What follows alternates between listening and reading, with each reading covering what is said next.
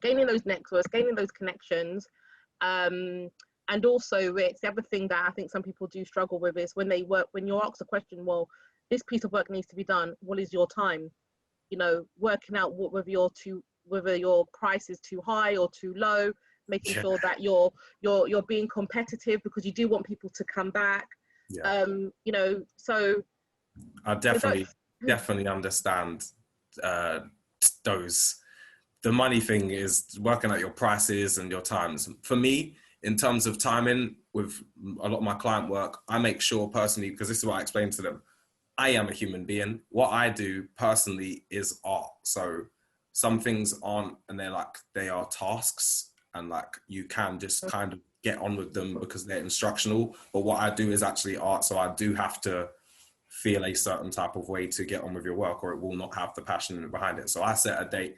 Well, I set 10 days as my turnaround time, and normally I'll turn it over in the first 3 days. But I say that because that gives me enough time to feel there'll be a moment in that area which I'll feel like getting that done. And then in terms of pricing, yeah, you have to do some research in terms of like your competitors and etc. But really and truthfully, like this is what I say to a lot of people as well, because I talk to a lot of people. My network's quite big, so I talk to a lot of people about this stuff. And I say, in terms of pricing, you need to just think, what price will you be happy to work for? Because everyone has a thing where you won't get paid enough. You've got that feeling that we all have where you want to say something, you're not going to say something, you just go home feeling like you've just done something you didn't want to do. And like, we've all been there. So set yourself a price that you know you're happy with. And like for me, I've set my price at a price where if somebody wants to quickly add in a change, I've already accounted for that in my price. I don't get wound up anymore.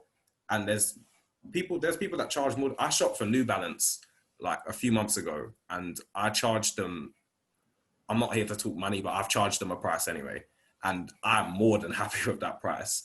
They were reluctant to pay me, and I said, oh, well, I need a deposit or I won't be leaving. And they said, oh, we can't send a deposit because we have a 30-day something. And I said, okay, well then I won't be able to come to your event. And they said, oh, okay, we'll send through the thing, we'll send it. And they sent the whole money in full. They didn't even send a deposit. They just sent everything in full. When I got there, they said to me, oh, your price was so low, we thought you was actually scamming us. And I was like, no, like, that's just my price.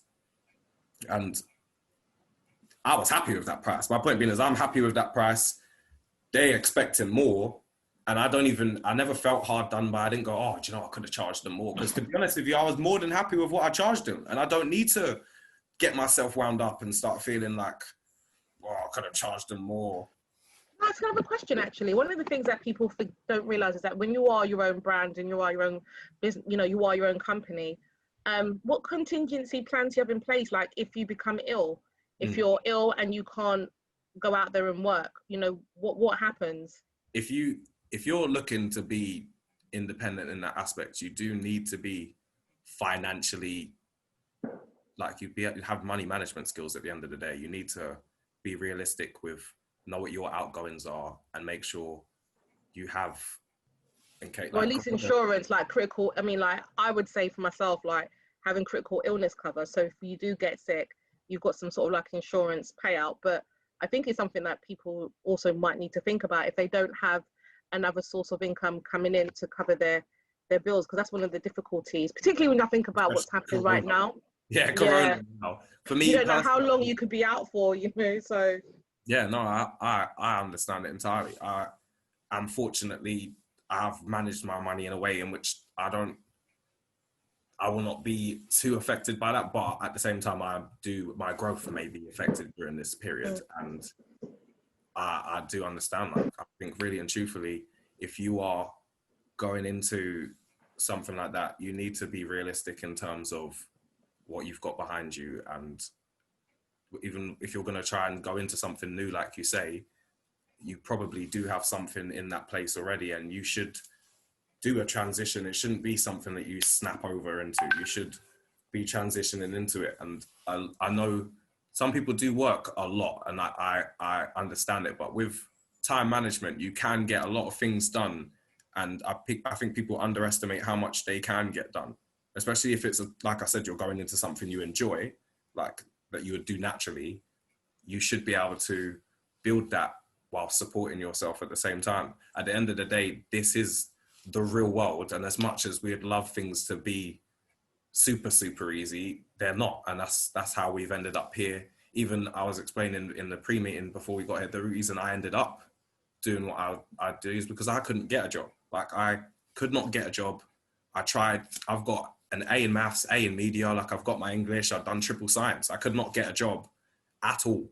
And I eventually did, in the last 9 years, I said I've worked for about a year and a half in employment in the last 9 years. And I was in Sainsbury's, which I got because I knew somebody. And then in a marquee building firm, which I got because I knew somebody.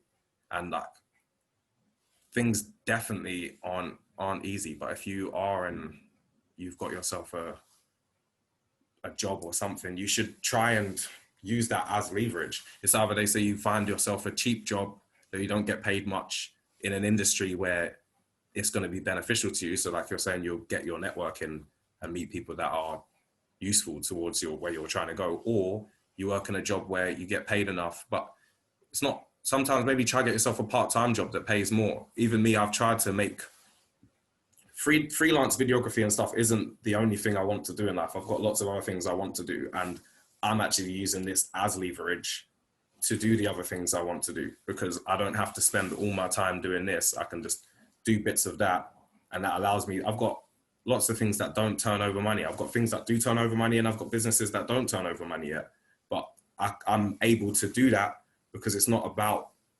money. I know we need to make money, and for sure, like, but if it's just about money that you're doing your business idea, it's going to be hard. Like, it is going to be hard. You shouldn't be just diving into it for money reasons.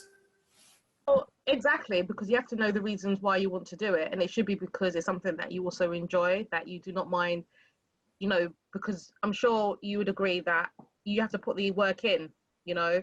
For sure. It's not going to be 9 to 5 and then Monday to Friday. You actually have to put the work in, but be happy to put the work in, because if you don't do it, nobody else will do it for you. You have to become the it. You are the it. Everything you do counts. Every single thing you do. Like when he was saying about I'll do it tomorrow. Do you know how many little things that you think are not important towards getting to where you want to go that are? You might have an email that you needed to send that you put off for 2-3 days just because you do it later. You could have literally done it in 30 seconds. Like 30, you could have, in the time you thought about it, you could have lifted up your phone, done it, sent the email, done. And like these little things add up like crazy. Like you need to just stay on top of all the little things, get that done now, and make sure you're living a life in which you can do that, because it's not, I know it seems like a lot, but once you're in the routine of doing that, like it's not that much to do. And then your other things, like whatever it is that your business is, like you said, you're doing social work or freelancing. What is it that you actually do when you're freelancing? What it is that people can commission me. So whether it's a private company, or whether it's somebody that's going through difficulties within their own relationship, custody battles or what have you. Yeah. A parent might say, actually, I'm not happy with how I'm being portrayed. Can you do this assessment or report for the courts for me? Yeah. Or another thing is what I'm involved with is what I get commissioned to do is look at historical allegations of child abuse. So you can be commissioned to do that. But ideally, I would like to be able to move away from that. But I think what one of my skills is that I'm very innovative. So I know it sounds really a bit crazy, but it's how to, when people talk about their creatives or what have you, I know that in terms of being innovative, that is not something that can always be taught. And I think with the different things in terms of experience I've had, that is something that I know has always been the strength. Yeah. Even if it's just giving advice to. That's what I was gonna say, because even when I'm saying like work out things that are your strong points and monetizing them, like monetizing isn't necessarily charging people for things anymore. Like I have music, for example, and I know like my bio is music, and music's not one of my main. I actually do make money for music, but just about. But so last month I would have made that £220 extra income from music, which is nice to have on the thing, and it's monetized, and nobody's paying for that. There's nobody paying for that. People are listening to it. And advice, like you could monetize giving advice if you're good at advice. I know there is a lot of competition out there, but it doesn't matter. Like the competition doesn't matter. You can capitalize on giving advice, especially the way things are nowadays. Particularly when you see the advice that you give actually work. I got you on mute. Yeah, particularly when you see that actually it works out. I'm one of those people that I feel 95% of what I know doesn't benefit me, but it always benefits somebody else. And it is good to be able to utilize that in a different way, in a way that I think I'll feel much more happier to do that. You know, I think that's just the way how I am. I'm very good at problem solving, regardless of what it is, any situation. So it's like that's, but is that how do you then create a brand about ideas, But you know, or innovations? That's a bit that that's a different world to me in that sense.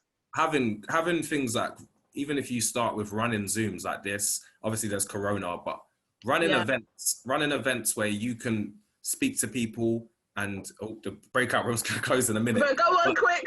You can speak to people and put this into actual action. If you like giving advice and that's something you enjoy doing, I think you should work out a way to do that. And it will, by living that life, it will create and open doors itself. That's how things do work. They really do. Well, thank you very much. Thank you. Thank you for listening. Thanks, everyone.